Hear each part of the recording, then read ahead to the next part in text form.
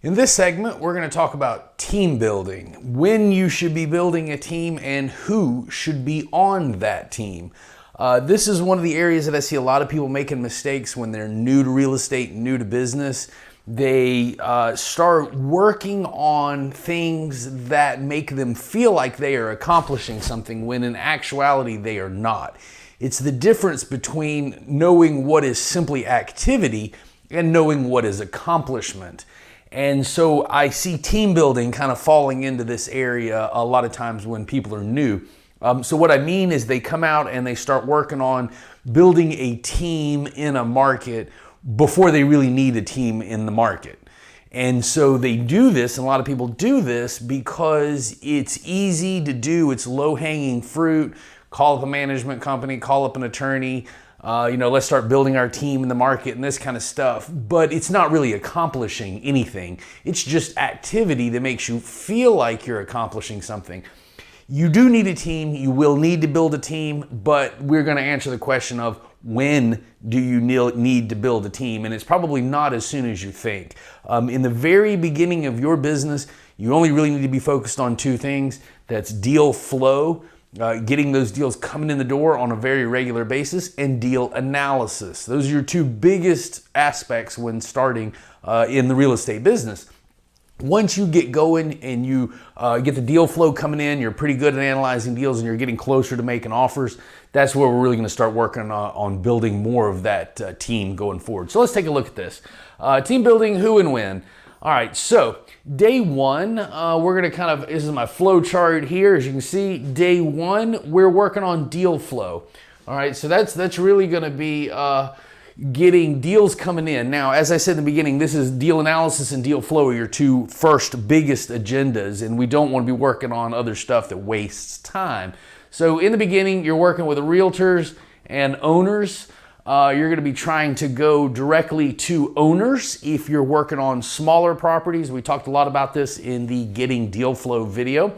But what you're going to be doing there is if you're trying to work on small properties, you want to set up a system of direct contact, whether that's going to be text, mail, phone calls, calling owners, sending letters, whatever it is you're going to do. That's the process of getting deal flow here. So you want to be kind of working on that as far as a team, is maybe getting a stable of owners or getting to know owners in a market, because it only takes a few good owners and you can really build a portfolio. If you can find one owner that maybe owns a few properties and get to know them early on and just steadily buy properties from that owner. I've not done it myself, but I've had a few friends really build out an entire portfolio only by 2 or 3 sellers selling them exclusively or selling to them exclusively. So, that's where I would say focus on building your owners list early on. And then second, realtors. Realtor relationships are ultimately what's probably going to feed you the majority of your deals and the majority of your deal flow. As long as you stay in small properties forever and you never grow into larger properties, maybe you won't work with realtors that much. But if you really want to develop your system and move on and get into larger properties, you're going to wind up working with realtors and you're going to be getting a lot of your deal flow from realtors, commercial realtors in that market. So that's why I say really day one, our team building is really focused on realtor relationship. A little bit of owners, a lot of realtors, getting out there, meeting them, getting to know them, building those relationships. As we talked about in the deal flow section, you really want to make sure that you're getting to know those realtors because you're trying to buy something that's not on the market today. If it's on the market and it's listed today, chances are it's not a good deal. Why? Because everybody's already seen it. It's already been picked over. And what we find is that really, good deals don't stay on the market very long, and great deals don't come to the market at all. Realtors will typically pick up the phone and call that short list of buyers. When they have a hot lead that comes in, they secure the listing agreement. They're likely to pick up the phone and call that short list of people that they've been working with on a very regular basis to see if any of those buyers will buy that property. Because realtors, like all good employees and business people, are trying to do as little work for as much money as possible, right? So they know if they can get a quick sale to a good buyer that's a relatively assured close, they're probably going to take that. And so that's your agenda, is to build out your team of realtors, to get to know those realtors, build out, get on their short list, build out those relationships, and wait for a new deal to come to the market, and then have that realtor pick up the phone and call you and say, hey, this is what you've been looking for. We've got what you want. Stop by. We'll take a look at it. Maybe you can make an offer. So in the very beginning, it's really just about deal flow and analyzing those deals. Don't worry about meeting, lenders, or whether we have the right property management, on our team yet, or whether we have an attorney in the market yet, or do we have an accountant to do the book work. Forget all that stuff. That'll come over time as you're building out your team and your business, but it's not something that you're going to need to work on early on because it doesn't really serve you any particular good. Trying to build a team too soon, it just creates that sense of activity, makes you feel like you're accomplishing something when you're really not. So let's focus on the things that really move our business forward, and that's going to be deal flow and deal analysis. All right, so about 180 days in, so we're looking around the 6-month mark. You probably have built a fair amount of relationships. You probably have some owners that you're working with, and now you're going to be moving more towards making offers, which we typically do with the letter of intent, or LOI. So about the 180-day mark, you're got your deal flow coming. You're looking at deals on a regular basis. Now you're starting to make offers. Once you get to the level of actually making serious offers and you're really getting serious about trying to buy something, that's when you want to start working with mortgage brokers here. Mortgage brokers and lenders. This is where we want to start adding these individuals to our team. Okay, a mortgage broker is someone that is going to take your deal, they're going to look at your deal, and they're going to take it out to the market and take it to all these different lenders and see what lender would be interested in funding your deal. When you get into larger property and you get into commercial real estate on a higher level, I strongly recommend working with a mortgage broker. They know the market, they know what lenders have appetites for what types of deals. And what I find is that mortgage brokers are really, really good at smoothing out the process and smoothing out the data that I'm producing, my profit and loss, my financial data. And they're really good at taking that and smoothing it out and feeding the lender only exactly what the lender needs to know and what the lender needs to check their boxes and give me a mortgage. So in a lot of cases, as buyers or sellers, we may not present the correct data, or we may present too much data, or we may not put that data in the correct format. And so mortgage brokers are really, really good at helping smooth out that process.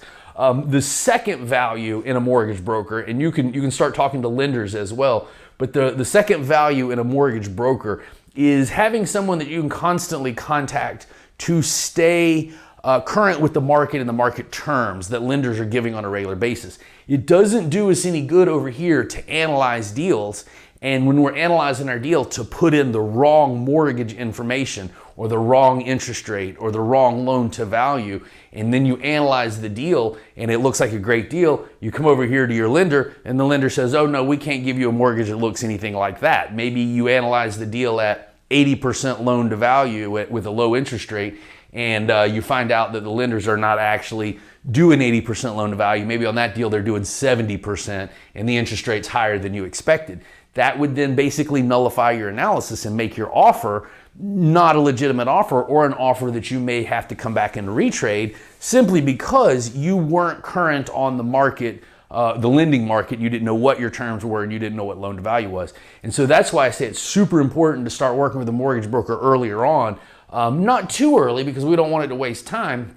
But once you start making serious offers, that's when you want to start reaching out to a mortgage broker, and that way you stay current on the market. You know what you're looking at. The mortgage broker can give you feedback about the deal, about what they think that you need as far as net worth, experience, things like this. Because remember, lenders are different, and lenders have different criteria for getting deals done, and that mortgage broker is really going to help you out with that. Next would be going directly to lenders. Now is a good time to start putting some lenders on the team. Now, mortgage broker is typically going to take you out for higher level financing, like agency debt, such as Fannie and Freddie, or maybe a HUD loan, or maybe a commercial mortgage from life insurance, different high level institutional type debt. So a mortgage broker is not usually going to take you over to community bank to help you get a loan. That you can do that on your own. You can start calling community banks. You can start calling the bank that you have your checking account with. You can start calling the banks that are down the street from the property. You can do that on your own. You don't really need a mortgage broker to pick up the phone book and make a phone call for you. You want the mortgage broker to take you out to lenders that you may not have access to directly. But local lenders, they're easy. They're in the phone book, pick it up, call them. And what I would do about the time you start getting ready to make offers on deals is I would strongly recommend that you go into a few local community banks and sit down with a commercial lender and have them assess you, have them assess your financials, have them assess your credibility, your resume, your experience, and get a feel for how they're looking at you and what sort of things they may want to see from you to get a loan done. So those are the two big things. And then about, between here and over here, we're going to keep realtors on the list. So you're continuing to build relationships with realtors. Always want to be adding more realtors to our database and to our relationship group and to our team. So really emphasizing mortgage broker and lenders here, but keep up with the realtors as well. All right, so we've been making offers for a little while now. Now we're kind of coming into day 365. The reason I've chosen these time frames is through my experience as an educator, I've found that most students will start making offers between 90 and 180 days, and they will start to close deals around year one, somewhere between day 180 and day 365 on average. That's about the time frame for most people to go out, learn the business, build some of the relationships, get their money together, get their investors together, and then actually find a good deal. So usually around that mark. Obviously, the more deal flow that we have, the faster this occurs, right? It's just a numbers game. If you're looking at one deal a week, this may be a lot longer than 365 days. If you're looking at 10 deals a week, well, then this may be a lot less than 365 days. Numbers game, all about deal flow. All right, so around year one, you're going to be kind of putting properties under contract, or you're going to have some of your offers starting to get accepted. Okay, so this is where we're going to go into the contract phase. At this point in time, or maybe a little bit prior to this, maybe after you started getting some serious traction with some of your LOIs, that's when we want to start building out our relationships with attorneys. Not really prior to this. Because, if early on, day one, you choose your market, and instead of looking at deals and working with realtors, you try and go after some low-hanging relationship fruit and call up attorneys and say, hey, I'm going to need an attorney in this market, for my future deals. The attorney's going to say, hey, that's great. It's great to meet you. Let me know when you have a deal. And then what? So then from day one to next year, you're just going to hope they remember you. You're going to wind up calling that attorney back in the future and reintroducing yourself anyway when you actually have some business to work on. So there's really no need to go ahead and start calling people like that or like a management company early on, because you don't have anything to actually talk about. Why call a management company when you first go to a market when you don't have anything to manage? What are you going to talk to them about? What conversation are you going to have? That's really not going to do you a whole lot of good early on, because there's just nothing for you to work on early. So that's what I say. Right now we want to be starting to talk to attorneys going into the contract phase, build up your, you probably maybe want a couple attorneys in the market. What I recommend when working with attorney is try and get a reference. Try and find someone out there who can give you a reference for an attorney that they work with. Who can give you a good reference?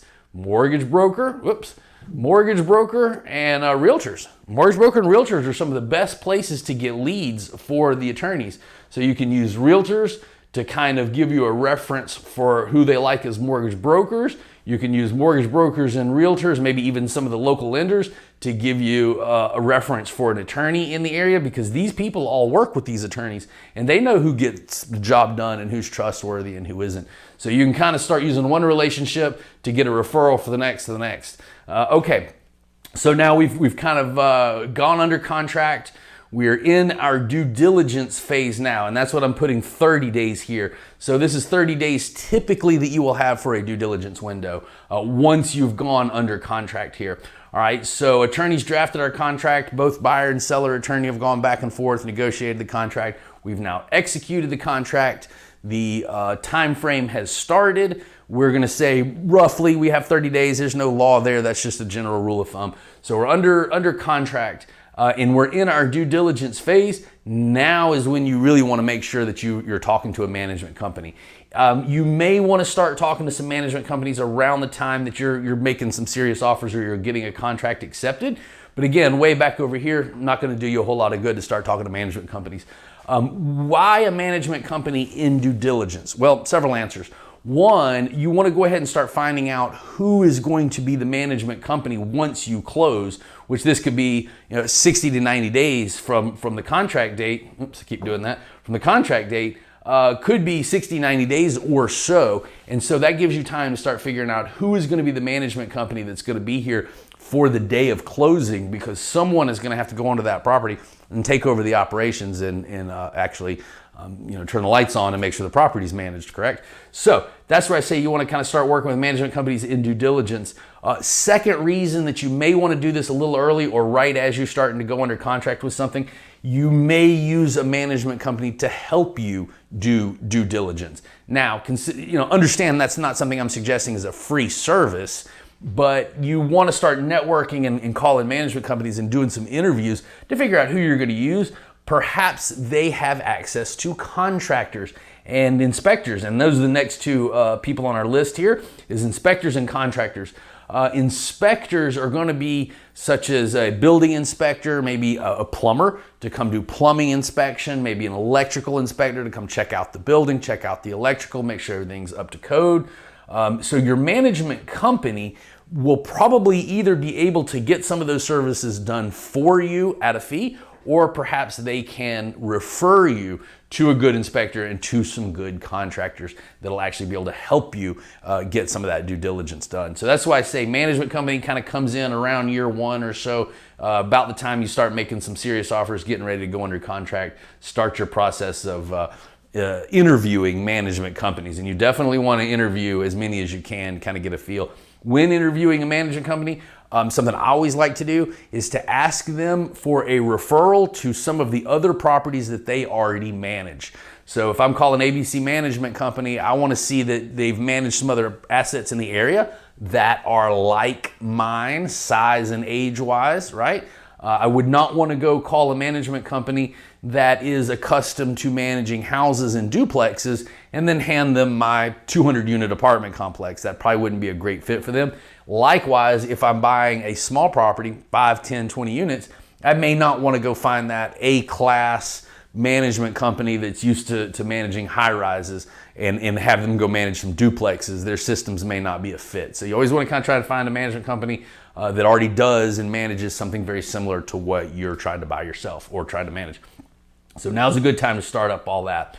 All right, so we have 30 days for due diligence, probably another 60 days maybe or so to get to the close. So I've kind of picked 90 days here. So 90 days from your contract date, chances are you're going to be going into that closing. You're going to be buying the property. Your attorney or your title company will be doing that transaction for you, so you don't have to worry about that. But now it's time for operations, and this is where the management company is going to take over.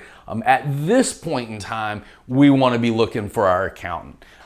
Someone that can help us keep track of our books, help us keep track of our accounting. Chances are your management company, unless you're managing the asset yourself, your management company is going to do the bookkeeping. They're going to collect all the rent. They're going to pay all the expenses. They're going to make a profit and loss or a trailing 12 statement for you. They're going to gather all that data. They're going to put it together. So you don't really have to do property level bookkeeping, again, unless you're managing the property yourself. What you will probably have to do is either accounting for yourself, or if you have investors, limited partners or general partners, you as the asset manager, the person that's kind of controlling the whole deal, you're going to have to start getting that accounting together for your investors. That's probably going to come around once a year at the end of the year. Your accountant is going to do K1s and partnership agreements. The accountant is going to take care of all that for you, so you don't have to do it. What you do have to do is to be able to take information from the management company here. So you got to take this info and drive it over to the accountant.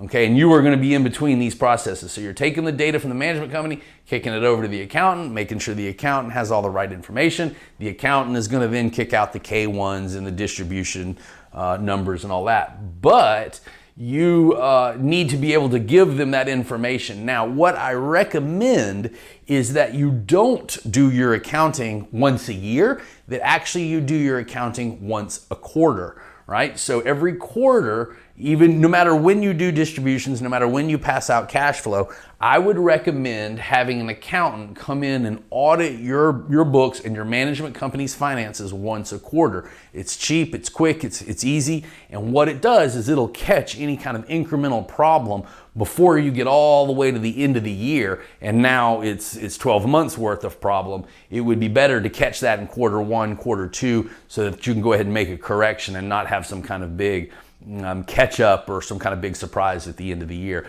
Been there, done that one. So that's why I recommend from experience that you have your accountant sort of keep an eye on your books and check up on your bookkeeping at least once a quarter. So once you've kind of bought the property, that's not a day one thing, but that first quarter, that's probably when you want to be picking up an accounting firm or adding an accountant to the team.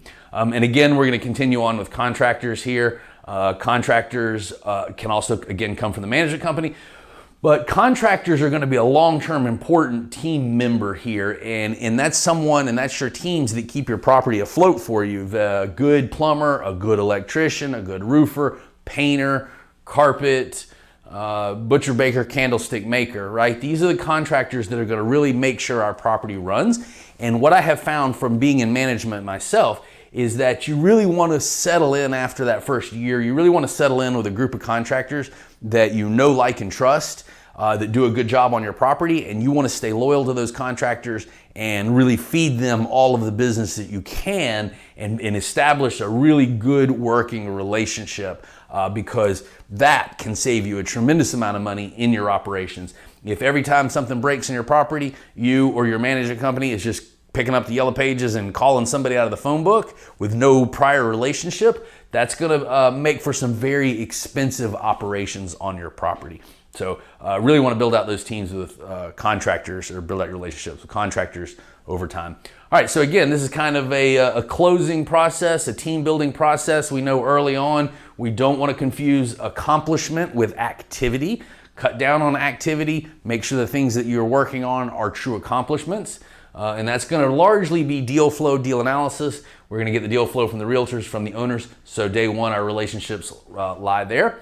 All right, moving along, we're making offers now. Time for a mortgage broker. Time to really learn our lending environment, our lending market. And once you've established these relationships, you'll always have them. So you'll always be able to go back to that mortgage broker for every deal that you do going forward. About the time you get to a contract, that's when you want an attorney. Don't really bother with attorneys prior to this because there's nothing for them to do. It's just a waste of a conversation. Due diligence, that's when we pick up that management company and you really want to start focusing on the property, focusing on bringing in your contractors, focusing on getting ready to take over and getting ready to either become an asset manager, a manager of the management company, or perhaps management yourself. And then lastly, we bring in an accountant for operations and continuing to keep an eye on our books and keep working with those contractors. So this has been team building. I believe this should cover all of it, should help you out going forward. So just keep in mind, this is kind of a rough overview of when and how we build a team in commercial real estate.